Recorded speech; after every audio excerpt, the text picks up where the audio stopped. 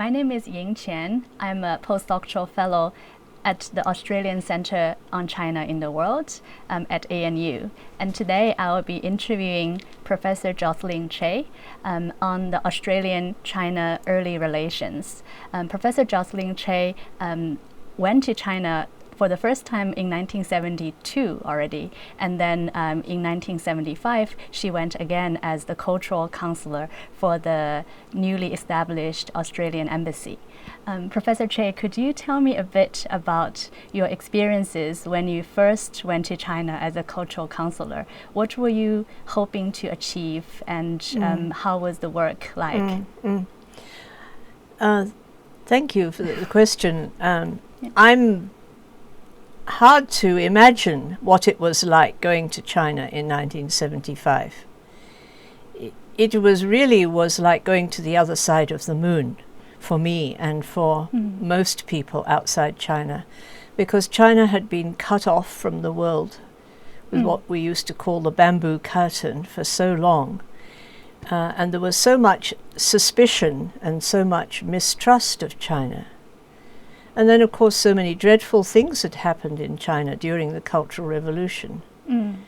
So although I had been to China several times before 1975, first with a delegation from the University of Sydney, and then later on when I was working for the Department of Overseas Trade, it was a separate department then, to have the chance to actually go and live and work in Beijing was something quite incredible and a little bit mysterious, not really sure what to expect.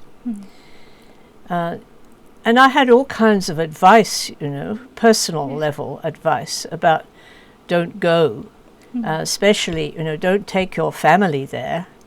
I had 2 small children, and it was not easy to make arrangements for them to continue their education. I had an Australian Chinese husband, and this fact made things very difficult. The Ministry of Foreign Affairs was not used to having women working in the embassies, and they wanted to register my husband as the man who was posted there, and I was the spouse.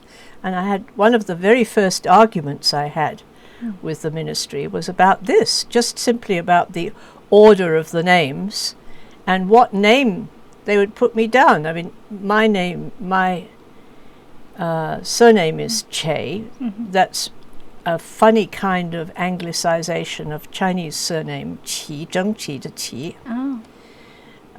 And so, of course, my husband had a proper Chinese name. I also had a Chinese name which my Chinese teacher had given me when I was studying Chinese long before I got married. And I wanted to use that name. No, they didn't like either of these solutions. They wanted to call me something like Cultural Counsellor, but make this funny name back into Chinese, you see. And then they would call my husband Cultural Counsellor 先生. It's ridiculous, Now we can laugh about it, but there was not much humor around in 1975. And you could have a dispute very easily with the Chinese government about any small thing. One of the main things that we people in the embassy had to learn was you can't have a fight about everything. There are certain things that you want to be very firm about, but on any other things you must adapt, you must learn to live with the situation as it is. And the situation was not easy. For instance, no contacts allowed between Chinese people and foreign people. You imagine what that's like when you're, husband and wife, one is Chinese and one is not Chinese. There were occasions when, for instance, my husband was not allowed was stopped by the guards at the gate of the embassy. They say, you can't go in there because, you're Chinese. And he said, no, my wife works there. I'm an Australian. It's ridiculous things like that. So, that's why I say you really can't imagine how odd it was, how really very strange to go from Australia to China and the end of the Cultural Revolution, and then to start to embark on work in an area which was not really recognized as proper diplomatic work.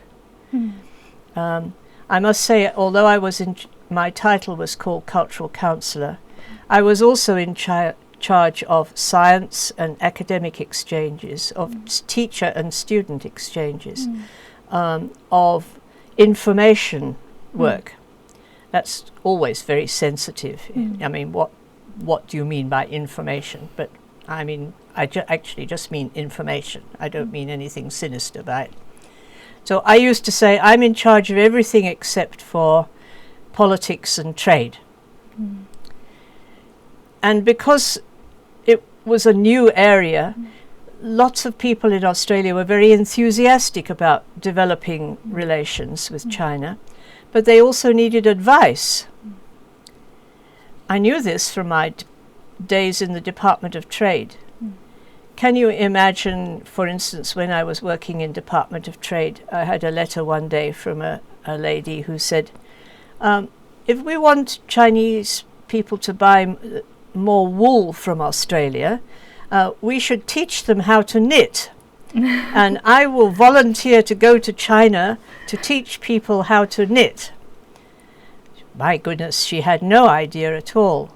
The Chinese are some of the best knitters in the world, as I found out later on. Quite extraordinary, but that's the level of ignorance. That's why I mentioned the story. So a lot of my time was simply spent telling people in Australia what was possible and what was not possible. And then, as it were, holding their hands when they did come to China and helping them not to suffer too much from culture shock and so on. Even for students, I became something like a kind of a surrogate mother for many of the students, you know. When they had some problems, I would invent an urgent reason for them to come to the embassy and tell the Ministry of Education, you know, their presence is required for a political meeting. And then the Ministry of Education couldn't argue with that and let them come. But all they needed really was good dinner and a good hot shower and maybe a few supplies and, you know, somebody to talk to about some of the problems they had in their daily lives. And how were the Chinese attitudes towards Australians? What kind of country did they imagine Australia to be? I think at that time people knew very little about Australia. Now, I had been in Canberra when the first Chinese embassy was set up, and I became very friendly with the staff of the embassy then, including Chen, who later on became foreign minister. He was the chargé d'affaires, who was the first senior diplomat here. But also they had people from Xinhua, the New China News Agency, who were here as journalists. And I remember one in particular, and I'd like to mention his name because I think he's one of the forgotten heroes of Australia-China relations. His name was Ye. And he was very sociable, spoke good English, and very keen to write about Australian society. But he got into trouble because he was maybe a little bit too friendly, and the ambassador sent him back to China. But after he went back to China, he wrote a book about just called Australia. And I think that's the first book in Chinese about Australia that was written by anyone from the People's Republic of China. Although I should also mention that the last Taiwan ambassador, Chen did write a very good, like a kind of travel report about his travels around Australia. And then you were saying that during the time it was new to consider a diplomacy that's based on cultural affairs, or cultural diplomacy. So I'm wondering, what do you think the role of cultural diplomacy is for Australia-China relations, and how do you see the roles has changed over time? Yeah.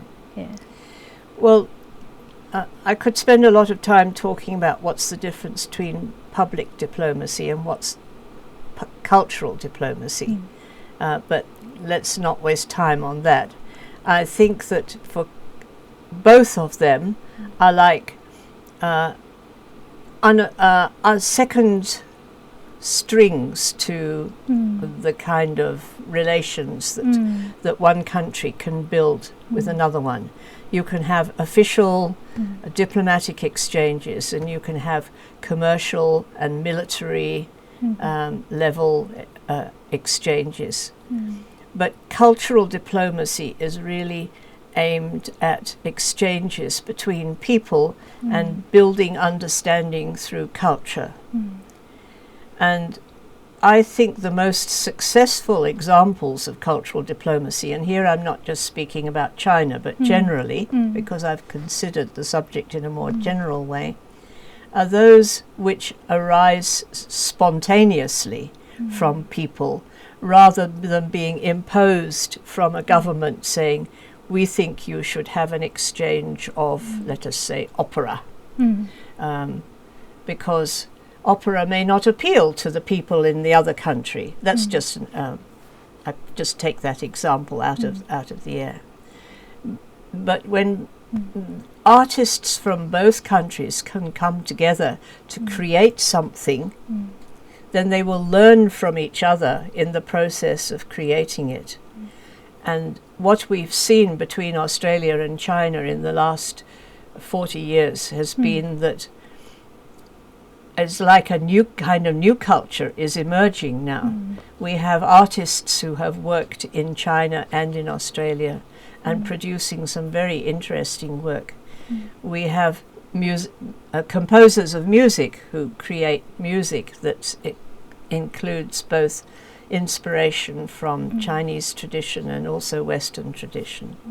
We have, let us say, chefs who produce wonderful food which draws on the cuisine of both countries. You can give many, many examples of that. And that's where I feel very optimistic about the future for Australia-China relations. And really, if I can go back to your question about my arriving in China in 1975, that's what I wanted to achieve. I've always had that like a dream, even from the time when I started to study Chinese, that I thought I would do what I could to try to bring the two countries closer together in a cultural way. And when you spent the years in China as a cultural counselor, what were some of the exchanges that excited both sides? Or in early 80s also, what were the exchanges that really fired up imaginations about each other? Well, it's very easy to answer that question about Australia. About the 1970s, the most successful single item in that program was a visit to Australia of a Chinese archaeological relics exhibition. And it was shown in Sydney, Melbourne and Adelaide, 3 cities. And at that time, I think they estimated that 2 million people went to see that exhibition. It was the most successful exhibition for any of the galleries involved. People were queuing for hours to get in to see it. And that's something like one person from every household in Australia went to see that exhibition. It's hard now to imagine just how much excitement it caused in Australia, but if you talk to anybody involved in galleries or in exhibitions, they will tell you that's probably the most successful exhibition ever to come to Australia in terms of its impact on ordinary Australians and on everybody's consciousness. It's much harder for me to say what really excited Chinese people because I think, as I said, Chinese people at that time knew very little about Australia, so it's been a much more gradual process to build an understanding of what Australia has to offer. But I'm hopeful now so many Chinese people are coming to study here or coming as tourists or business people. We are building those people-to-people bridges, and I think there is much more interest now. The Australian pavilion in the World Expo in Shanghai was certainly very successful. But then so were all the other pavilions. I went there, so I know. But I think if people who went to see that pavilion went away and you asked them, what impressed you most about the Australian pavilion, they will say, interestingly enough, I don't think they will say it was the exhibits themselves.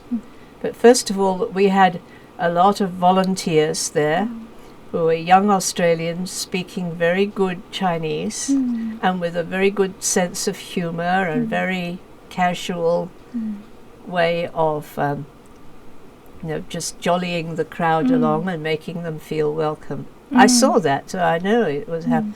And secondly, they had a little program in the foyer cafe area of the pavilion with some interesting music or performance items that was constantly changing, was something different. So it was a lot of variety.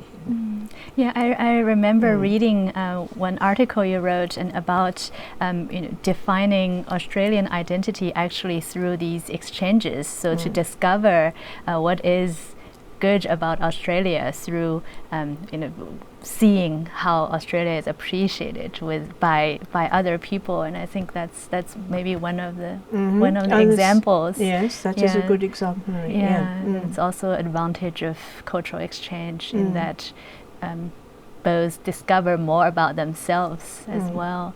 Yeah, I'm also wondering, as now we see a lot of exchanges in business and in students exchanges, for example, and what kind of role do you see the government should play in today's already very globalized world? Do you think there's something still missing in these exchanges that the government can step in and promote? Or I think it's a very hard role for a government because it's a bit like a family, once you get to be a grandmother like me, I feel rather out of touch with the children.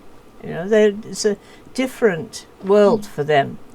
And in a way, governments also feel they should feel a bit out of touch with what the young people in their own country or in another country are interested in. And young people now especially live in a world which is interconnected as it never has been before. So the government has to find a way of working with this new media and the new ideology, the new interests of young people. And it's no good just sticking to an old-fashioned program of sending symphony orchestras or large-scale cultural shows in each direction, because they don't have the impact that they used to have. I don't think we'll see something like the archaeological relics exhibition coming to Australia with the same impact anymore. But there definitely is a role for government. Sometimes all it needs is just a little bit of advice and encouragement, and even just a little bit of what we call seeding money, just to start things off to encourage people. I'm very encouraged to see that Chinese government now also paying more attention to helping the outside world to understand more about China. You see, back in 1970s, there was no Ministry of Culture. when we were talking about cultural exchanges, we had to talk to some people in a small office section of the Ministry of Foreign Affairs, and and other things were discussed with other separate branches of the government. But now there is more effort being put into public diplomacy on the Chinese side, just as there is in the West. And I think that's a very good, very healthy. And what do you think about the white paper that the government had issued on Australians' position in the Asian world? Very encouraging to see so many experts put so much work into preparing it. Now we're in the stage of, there it is on the table. Let us see some results come out of it. And I do hope that both parties, both the government and the opposition, will think very seriously about what they can do to implement the recommendations of the report. Because, traditionally Australian foreign relations have been bipartisan. There hasn't been a great change from one party to another. So we have elections coming up later in this year, but I really hope and trust that there won't be any change if we have a change of government.